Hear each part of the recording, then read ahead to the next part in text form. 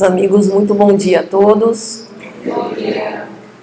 Para mim é uma grande felicidade estar aqui pela primeira vez com vocês. A casa faz aniversário e eu que ganho o presente da presença de todos. Que Jesus nos abençoe e nos envolva na sua santa e divina paz. Quero agradecer o convite de meu irmão Mário Sérgio e a presença de todos vocês. Hoje nós vamos, em celebração de mais um ano do Centro Espírita Raio de Luz, falar sobre um tema que é muito interessante e importante para cada um de nós que laboramos nessa casa, que somos frequentadores e que tentamos, ao longo de muito esforço pessoal, viver os ensinamentos de nosso Senhor Jesus Cristo. Falar sobre o papel evangelizador da Casa Espírita. Muitos de nós conhecemos o papel consolador da Casa Espírita, quando, movidos pelas aflições e pelas dores da vida, de provas e expiações que nós temos, adentramos num templo como esse, buscando um refrigério, um consolo, um alento para as nossas dificuldades.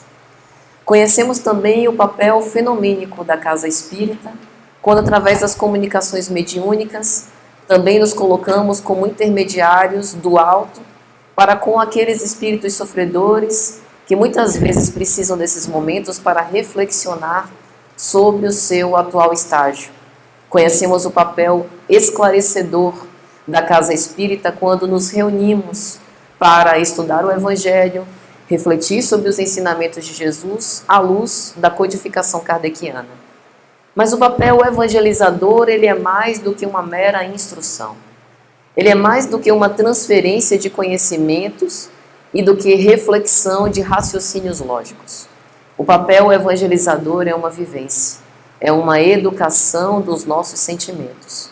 Sentimentos conturbados, atormentados, que muitas vezes nós nos demoramos nos erros e nos equívocos lamentáveis ao longo dos tempos e agora temos a oportunidade santa de, à luz dessas claridades evangélicas, mudar a nossa forma de proceder.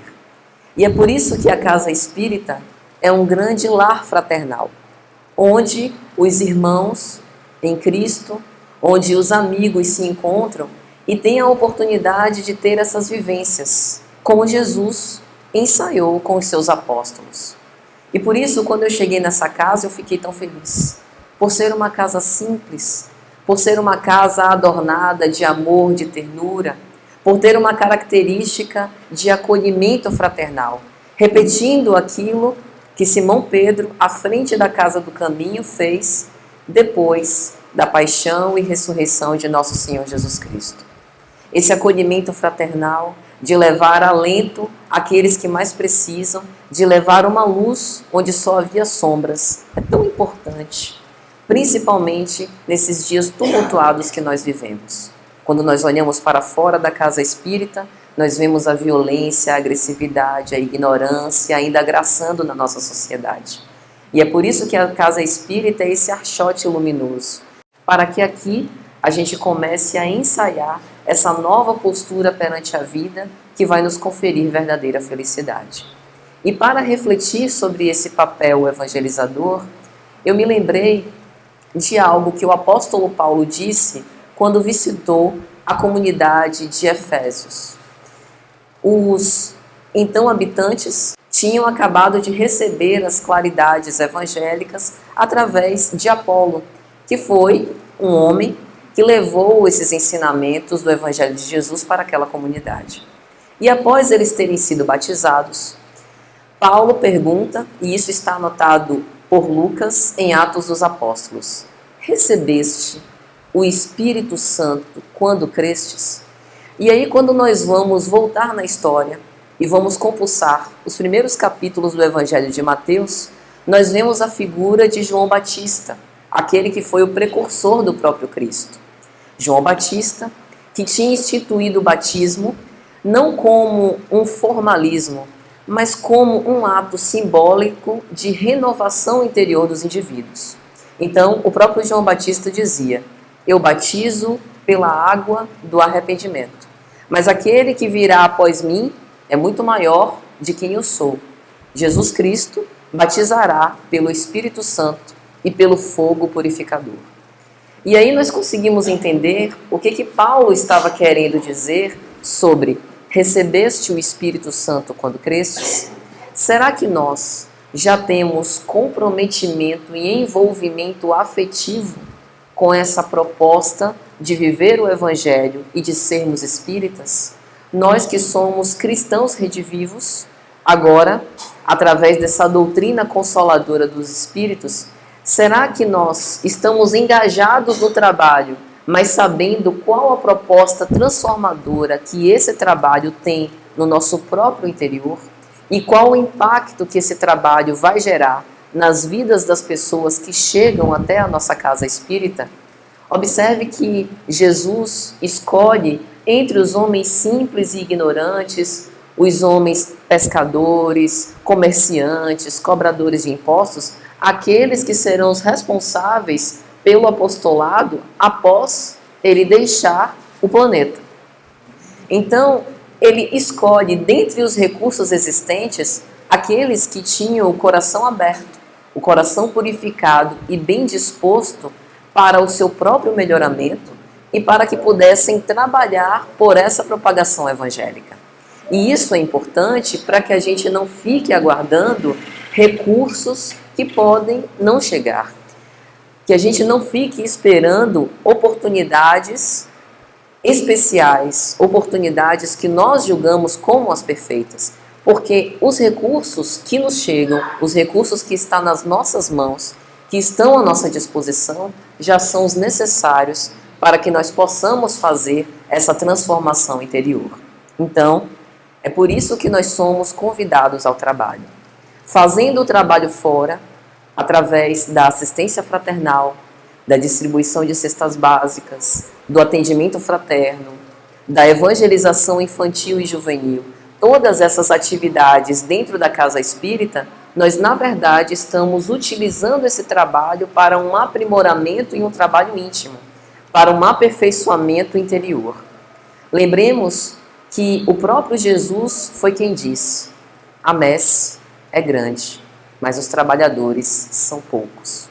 E aí quando a gente olha para o movimento espírita, com tantos oradores, tantos trabalhadores engajados nesse movimento, a gente se pergunta, mas como assim os trabalhadores são poucos? Tem muito trabalhador por aí. Mas será que esses trabalhadores, nós, enquanto trabalhadores, estamos verdadeiramente engajados nesse serviço? Observe o que Jesus diz: eis que vos envio como cordeiros em meio de lobos. Não é necessariamente que Jesus tenha querido separar aqueles que têm uma índole boa dos que têm uma índole má. Porque Deus não poderia criar nada fadado para a maldade. Mas penso particularmente que o que ele queria nos advertir é que nós teremos dificuldades.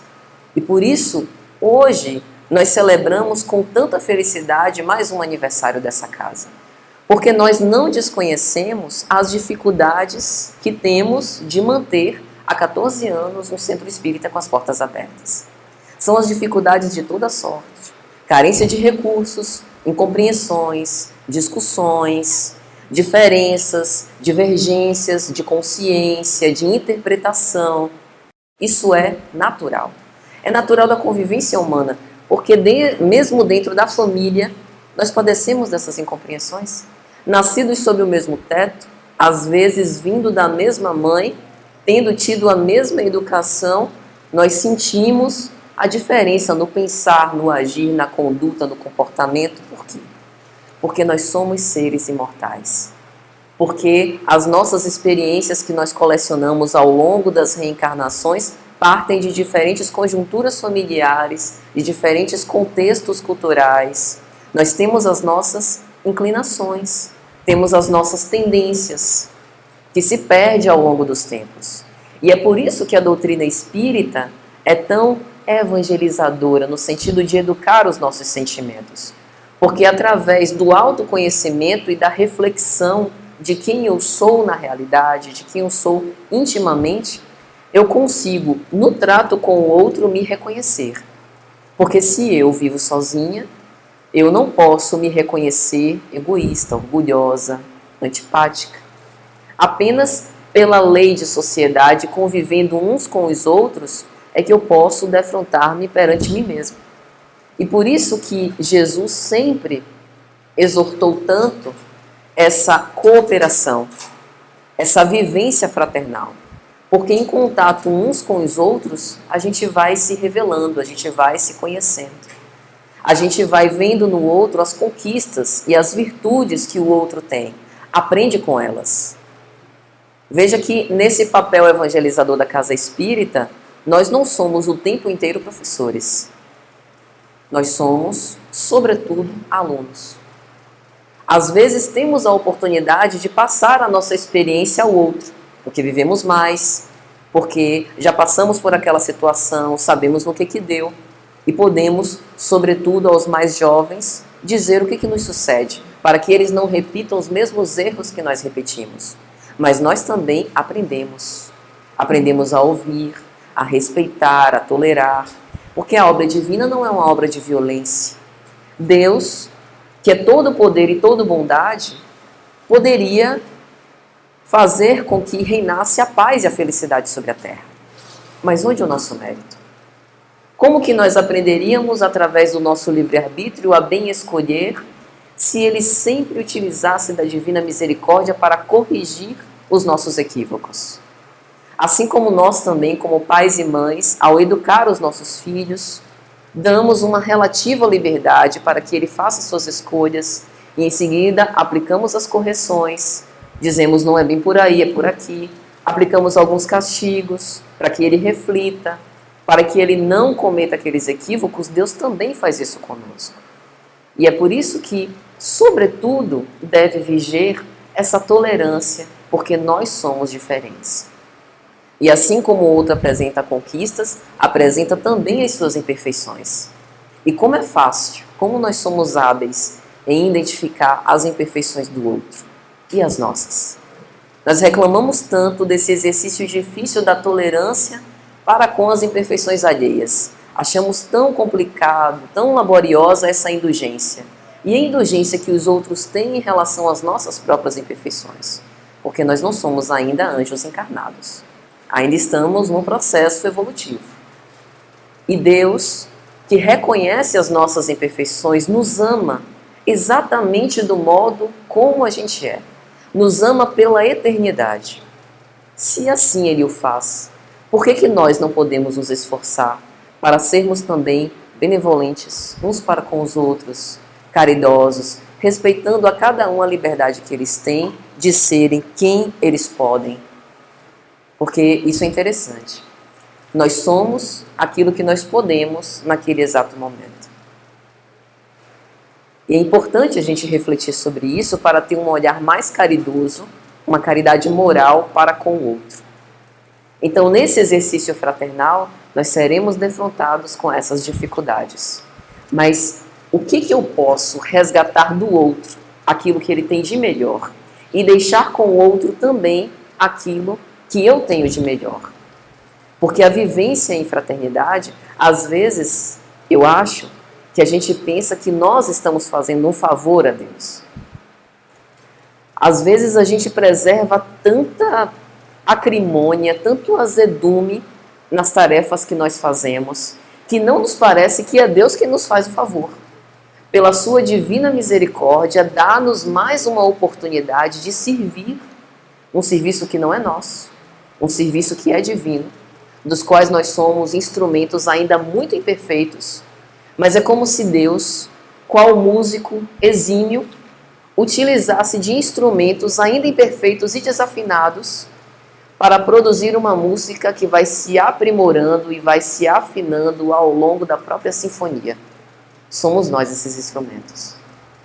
E à medida que a gente se decide por seguir esses ensinamentos de Jesus, a gente vai afinando os nossos próprios instrumentos e vai produzindo uma música cada vez mais harmoniosa e rebuscada. Quando nós observamos Simão Pedro, quando foi convocado pelo Cristo à beira do mar do Tiberíades, vem Pedro, e eu te farei pescador de homens. Tínhamos ali um exemplo de um pescador rude, ainda um tanto quanto melindroso, temeroso.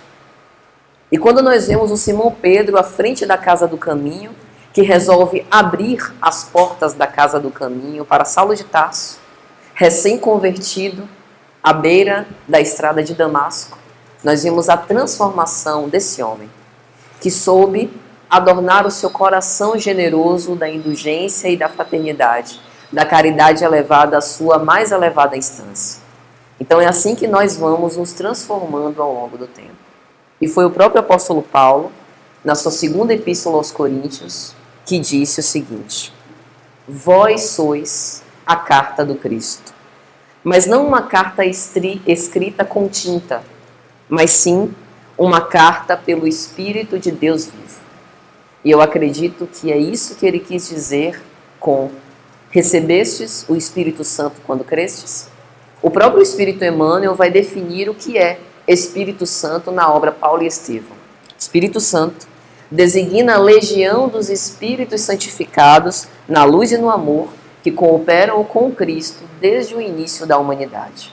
Ou seja, nós, dentro de uma casa espírita, com as nossas atividades muito comuns e habituais, nós estamos sendo intermediários de uma pleiade de espíritos, que são os bons espíritos, os mentores espirituais da casa, que buscam cooperadores sinceros, que estejam dispostos ao trabalho para servir.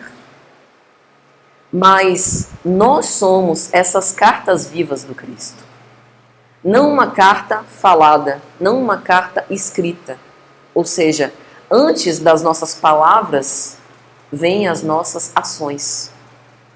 Então, cumpre a gente refletir como nós temos nos comportado. Será que o nosso comportamento e a nossa conduta já refletem tudo aquilo que a gente aprende, que a gente estuda nessa doutrina abençoada? E se ainda não refletem, qual o esforço que nós precisamos fazer para que as nossas ações possam representar essa fé que nós dizemos abraçar? Está lá no capítulo 6 do Evangelho segundo o Espiritismo, o Cristo Consolador. Espíritas, amai-vos e instruí-vos. Veja que o amor vem na frente. Isso significa que, a pretexto de instruir o outro, eu não devo violentar as suas convicções.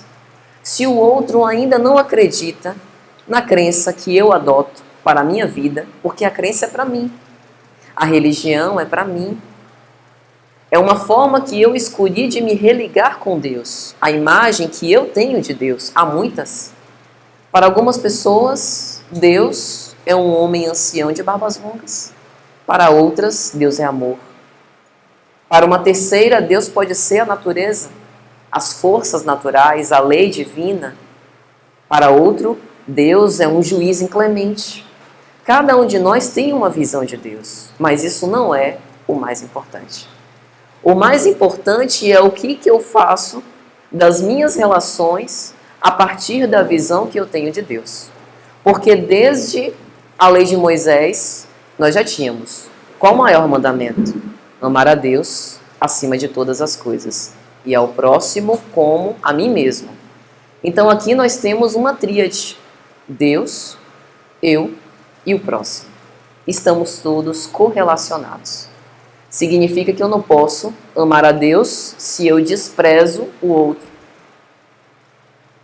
Mas nem sempre é fácil amar. Às vezes, ou melhor, quase sempre, amar é um exercício extremamente doloroso.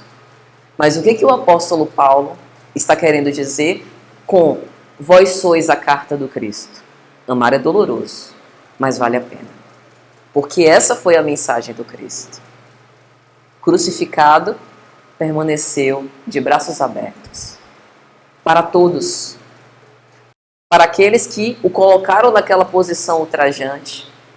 Para aqueles que o perseguiram, que caluniaram e que planejaram a sua prisão. Para aqueles que souberam receber e ouvir os ensinamentos. Para os que o abandonaram. E para também aqueles que permaneceram aos pés da cruz, chorando por aquele momento trágico. E ainda hoje ele permanece de braços abertos. para nós que somos imperfeitos e para os anjos puros. E por isso que a gente tem essa oportunidade de, estando em contato com o outro, nos aproximar cada vez mais de Deus. O sentimento de religiosidade, ele vai além da religião, além da casa espírita. Então, é como se nós nos abastecêssemos desse pão da vida, dessa luz divina, dessa fonte de água viva aqui dentro, para que quando nós pisarmos o pé fora do centro, continuamos a espalhar essas claridades. Ser espírita não é do centro para dentro, é do centro para dentro e, sobretudo, do centro para fora. Porque o mundo lá fora carece de luz. Quando nós observamos os jornais na TV, quando nós navegamos pelas redes sociais, a gente tem a impressão que estamos num mundo de cegos. Ninguém sabe para onde vai. Parece que falta um direcionamento. Aqueles que estão no alto poder executivo carecem de sensatez. Deveriam organizar as massas, dirigi-las, dando para isso subsídios, informações, direcionamentos. E não é isso que a gente vê. E é por isso que em tempos tão conturbados, nós somos aqueles que vamos acender essas luzes. Mas eu não digo isso como um ar presunçoso, porque nós detemos a claridade. Porque a nossa dimensão da verdade ainda é bastante limitada. Nós ainda não somos perfeitos, estamos em processo, estamos aprendendo.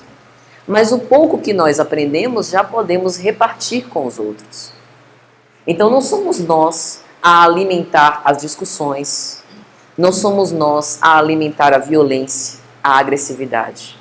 Se nós somos os aprendizes e os seguidores do Cordeiro Divino, nós devemos agir com mansuetude e pacificidade. Os fariseus, na época do Cristo, não acreditavam que ele era o Messias porque era difícil conceber como o Salvador viria nas vestes simples de um carpinteiro. Jesus escolhe a cidade mais desprestigiada e anônima, nascido numa manjedoura, entre animais, no estábulo. E esse é o Messias. Recolhe entre aqueles homens rudes, aqueles que serão os representantes do seu apostolado. Podendo ter escolhido entre os doutores da lei letrados, entre aqueles que eram os mais intelectualmente avançados na época, ele dispensa tudo isso. Podendo ter vindo hoje, em pleno século XXI, com um avanço tão formidável das comunicações, ele resolve vir naquela época e não busca os grandes centros intelectuais, políticos. Busca uma cidade desprestigiada. Escolhe uma moça simples para ser a sua mãe. E mais tarde entrega como mãe de toda a humanidade. Então os fariseus não conseguiam conceber como que o Salvador não viria como um senhor dos exércitos, extirpando à base da violência toda a iniquidade sobre o mundo. Jesus ensina-nos que o verdadeiro valor está na renúncia, está no amor total, no perdão, na simplicidade, na doçura, na afabilidade. Então, enquanto a sociedade lá fora nos convida para respondermos com agressividade e violência, fazer justiça pelas nossas próprias mãos, somos nós aqueles que entregamos essa justiça ao próprio Senhor Divino. Nós, portanto, somos os verdadeiros propagandeadores, divulgadores do Espiritismo, às vezes por palavras, mas sobretudo por ações. Dentro da nossa família, nós temos ali uma oportunidade imperiosa de, numa célula pequena, aquilo que Rui Barbosa costumava dizer, que é a célula máter da sociedade, ensaiar as relações que nós vamos estabelecer na sociedade. E por isso, dentro da Casa Espírita, nós temos esse papel evangelizador tão caro. Se nós não conseguimos transformar a nossa própria casa, a nossa própria família, como é que nós vamos pleitear transformar o mundo? Houveram muitos revolucionários ao longo dos tempos, que quiseram fazer grandes transformações no mundo, pela cultura, pela inteligência, mas pelo sentimento, nós não vemos Jesus preocupado com multidões, em fazer um ativismo social de grandes proporções. Escolhe a Galileia, Cafarnaum, uma cidade que possivelmente é menor do que este bairro. Por quê? O investimento dele era um investimento para a eternidade. Qual semeador? Ele plantava uma sementinha de vida e esperança no interior de cada coração. E aquela sementinha ia brotando, germinando e florescendo ao longo dos tempos. Jesus nos ensina a ter paciência. E o serviço de evangelização é isso. É paciência. Cada semente dessa dará no futuro uma árvore frondosa. E essa árvore frutificará com frutos saborosos. Mas a gente não sabe quando vai dar, se vai dar, nem qual o percentual de frutificação. Essa é a tarefa da evangelização. A gente parte para semear, distribui as sementes e espera o tempo. O solo é o coração do outro.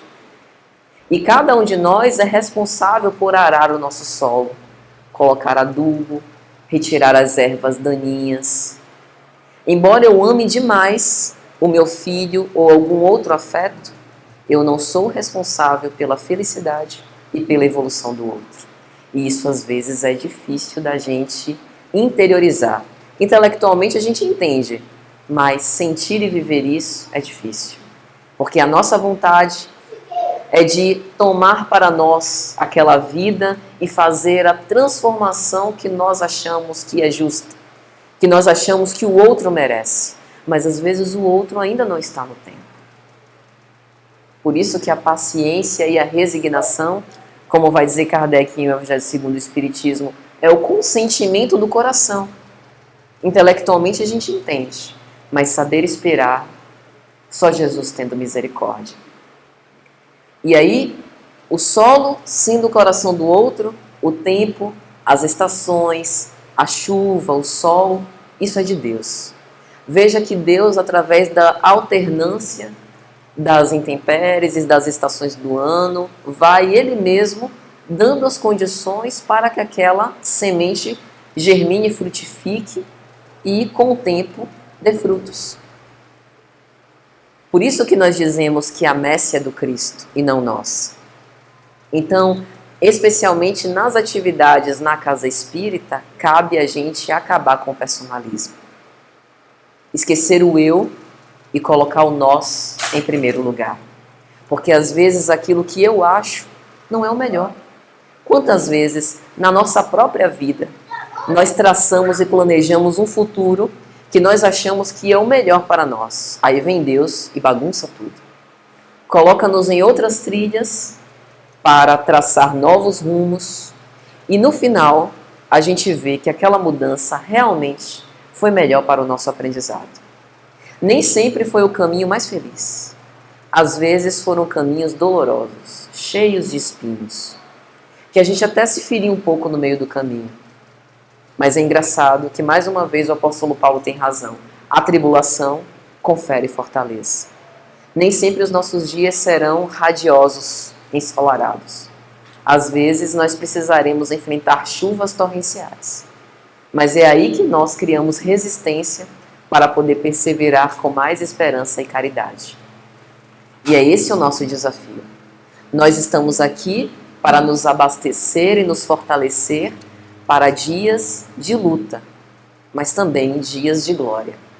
Mas essa glória só virá para nós que perseverarmos até o fim.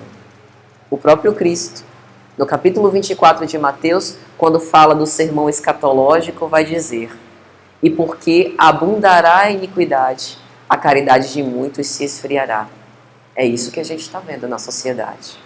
Tanta violência, famílias sendo dizimadas, pais se levantando contra filhos, tantos crimes, tanto horror. E às vezes a gente se questiona, mas será que Está havendo mesmo a transição planetária ou nós estamos caminhando ao retrocesso? Será que Jesus continua à frente dessa grande nave espacial que é o planeta Terra ou esqueceu-se de nós? O Cristo jamais se apartou de nós. Mas às vezes é necessário que para promover esse despertamento, para promover uma regeneração, haja também a lei de destruição. Para que a gente possa renascer e refazer de uma forma mais consolidada. E acendendo essa chama da esperança, essa chama da fé viva, que nós vamos seguir cada vez mais com esperança e caridade. Lembrar que esse papel transformador da evangelização é silencioso e paulatino. Como dissemos, não devemos violentar a quem quer que seja, mas transferir através desses dotes de compreensão e de amor esses ensinamentos. Abordar sempre aquilo que seja relevante para a vida moral. Às vezes nós nos perdemos nas casas espíritas com discussões que são pequenas, não que elas não sejam importantes, mas são pequenas frente à grande transformação que nós precisamos empreender. Lembrar que essas discussões filosóficas, o Espiritismo é filosofia, ciência e religião, mas todos esses são meios para que nós possamos alcançar a finalidade que é a educação do sentimento. Um coração evangelizado é mais que um coração esclarecido, é um coração transformador, que seja capaz também de tocar outros corações para essa transformação.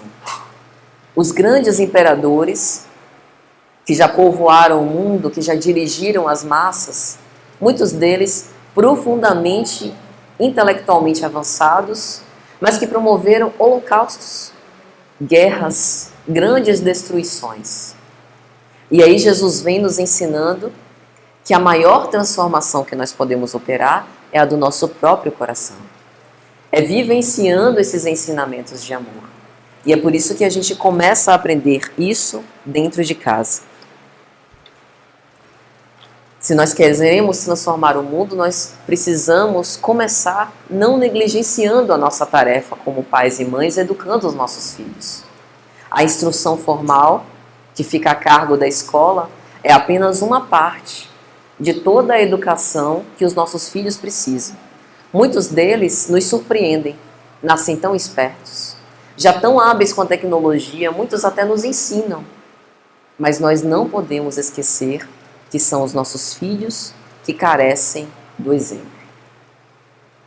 E isso falta na sociedade. Se nós terceirizarmos a nossa função como pais, deixaremos os nossos filhos perdidos. Às vezes a gente leva a vida inteira trabalhando duro para deixar ao final da vida uma reserva com que os nossos filhos possam se manter para quando nós não estivermos mais aqui. Muitos nos preocupamos com isso e é uma preocupação muito nobre, porque de fato nós estamos essas crianças estão sob o nosso encargo, estão sob a nossa tutela. São os talentos do céu que Deus nos emprestou para que nós pudéssemos encaminhá-los. Mas mais do que os recursos materiais, que são apenas bens que vão transferindo de mão em mão, a educação moral é o maior dote que nós podemos deixar aos nossos filhos. Porque essa reflexão e essa maturidade psicológica, deles aprenderem a lidar com as frustrações, com os seus sentimentos conturbados, é o que vai gerar cidadãos de bem. Nós ficamos nos perguntando se teremos um mundo melhor para os nossos filhos. E nós estamos formando filhos melhores para o mundo que nós queremos? Essa é a nossa missão. E isso faz parte desse papel evangelizador. O espírito Humberto de Campos, no prefácio da obra Boa Nova, Humberto de Campos foi um grande literato, com uma cadeira na Academia Brasileira de Letras, com obras primorosas, um grande literato.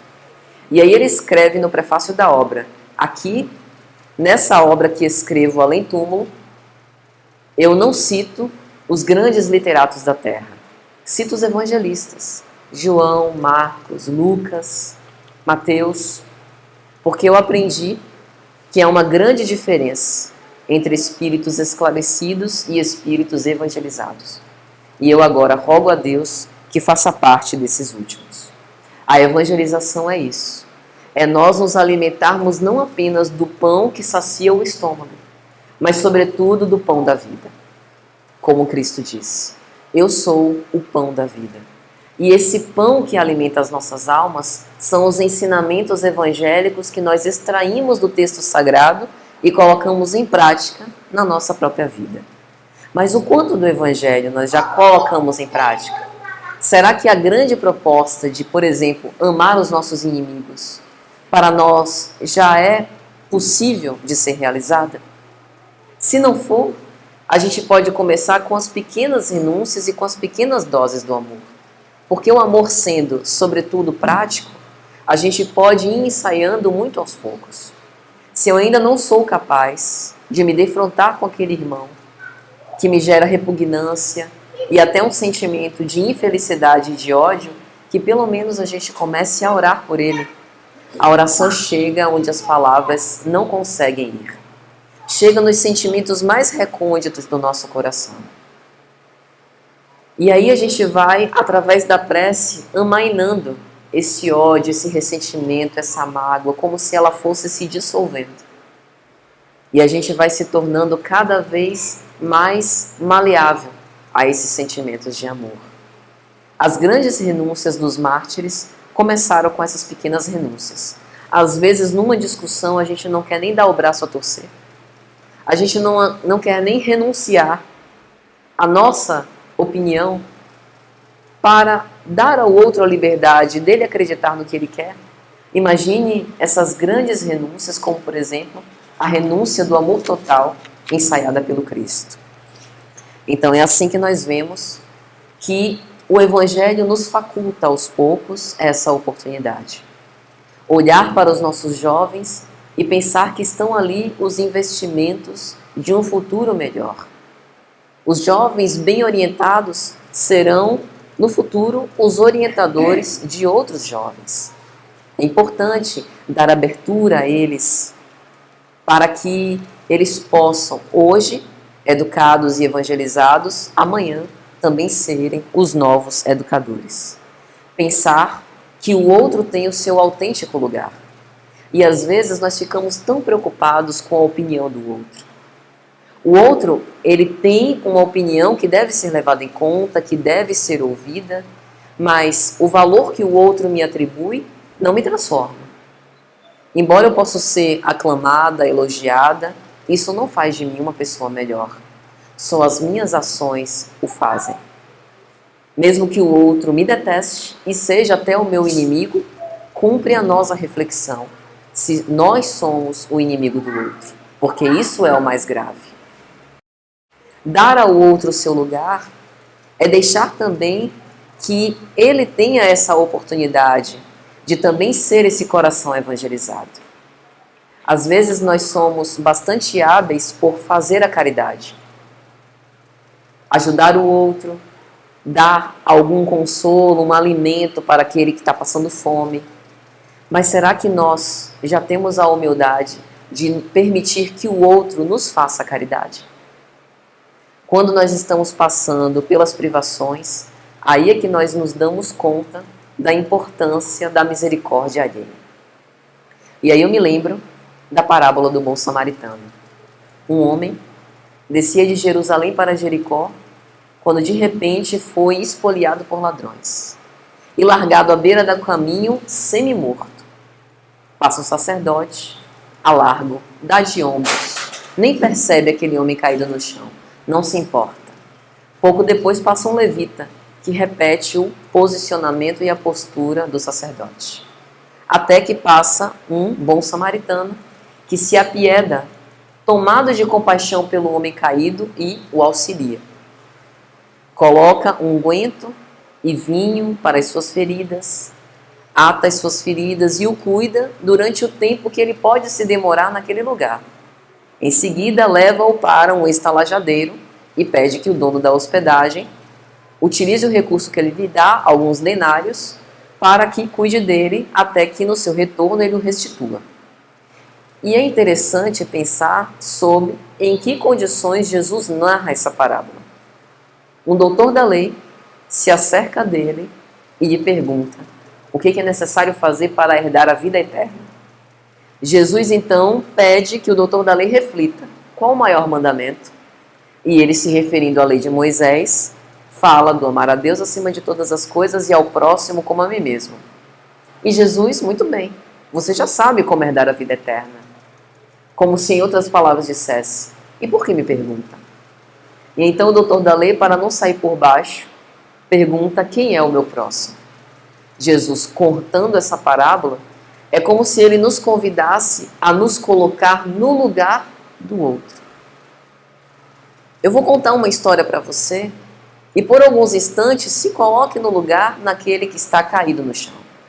Se você estivesse naquela situação, tendo sido completamente maltratado pelos homens maus do caminho, com os seus recursos roubados, ali à míngua entregue, à própria sorte, o que você gostaria que as pessoas fizessem com você? Você gostaria que elas te ignorassem, te desprezassem como sacerdote? E olha que o sacerdote tem o conhecimento do livro sagrado. Seria a pessoa mais habilitada para ajudar, porque já foi esclarecida. E quão raros casos a gente vê de pessoas já esclarecidas repartindo esses dotes de inteligência para com os ignorantes, como Jesus, que ao ver a multidão falava sobre as bem-aventuranças, falava sobre o futuro de esperança, sobre a necessidade dessa prática evangélica. Será que nós gostaríamos de sermos recebidos pelo bom samaritano? Que não pergunta qual a nossa procedência, qual o nosso passado, que não quer nos julgar. Porque quando a gente está na pior, tudo que a gente não quer é julgamento. A pessoa não sabe o que a gente padeceu. Ela não sentiu a nossa dor. Ela não sabe as razões pelas quais nós tomamos aquelas resoluções e escolhemos aqueles caminhos. A gente pode até estar errado, mas a gente não quer juízo de ninguém. Então por que a gente julga? E a reencarnação tem essa característica maravilhosa. A gente vai trocando de papéis, a cada vida, uma nova vida, esquecendo temporariamente o nosso passado, os crimes que nós cometemos, os erros que poderiam nos atormentar se estivessem frescos na nossa consciência, para poder recomeçar. Mas recomeçar não do marco zero, recomeçar do ponto onde nós paramos, do ponto moral onde nós paramos.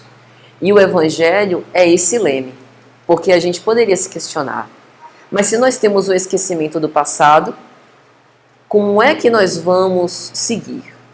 Qual guia nós vamos utilizar para poder fazer boas escolhas? Jesus é o nosso modelo e guia. Na dúvida, pensa no que ele faria em tal ou qual situação. É isso que um coração evangelizado faz. Então, quando nós pensamos nessa parábola, nós pensamos que, às vezes, quando a gente não quer aprender, através da proposta que a vida nos apresenta, como diziam os jovens, de boa, a gente aprende à custa das aflições. E é por isso que quando a gente estuda lá no Evangelho, Bem-aventurados os aflitos, o primeiro texto que Kardec coloca é justiça das aflições. Às vezes é necessário deixar que a gente passe pela dor para que a gente se coloque no lugar do outro. Mas a proposta do Evangelho é esse convite amoroso para que a gente tenha empatia sem necessariamente precisar sofrer para isso. Essa é a proposta. E então, educando esses sentimentos, nós temos essa oportunidade de sermos pessoas diferentes. E aí a gente pode fazer agora uma distinção do que é a doutrina espírita, do que é o movimento espírita e do que é a casa espírita. A doutrina é a ideia, e a ideia não se apaga jamais. Assim como os ensinamentos de Jesus não se apagaram ao longo dos tempos, e olhe que Jesus passa basicamente desconhecido pelos teólogos e pelos historiadores. Poucos se dedicaram a escrever linhas esparsas sobre esse grande sol dos nossos destinos. A doutrina espírita, também de uma forma análoga, através da codificação de Allan Kardec, temos o Pentateuco, onde estão registrados todos esses conhecimentos dos espíritos e das almas dos homens, que agora retornam do mundo espiritual, nos narrando com detalhes aquilo que nos espera além das porteiras da morte, dizendo que a vida continua. É por isso que o comportamento de um homem ou de outro não acabam ou não depõem contra a doutrina espírita. A doutrina é essa ideia imortal. Nós formamos um movimento. Então, nos associando, aqui na nossa cidade, no nosso estado, no Brasil ou no mundo, nós formamos esse movimento de pessoas. E o que é a casa espírita? A casa é, sobretudo, um lar fraternal, onde nós somos e fazemos amigos, onde nós estudamos e aprendemos a conviver bem. O lar, onde nós criamos laços de afeto, onde nós nos educamos e, sobretudo, onde nós tentamos viver essa legítima fraternidade. É também um local de recolhimento. E por isso é importante que nós tenhamos disciplina.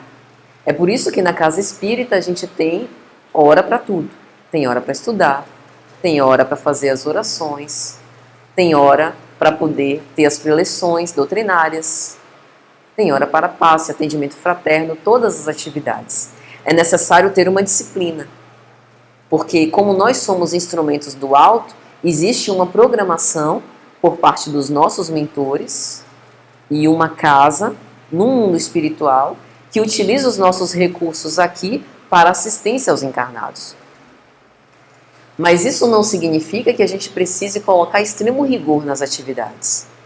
E às vezes eu vejo em algumas casas uma tentativa de profissionalização do voluntariado. Não é bem por aí.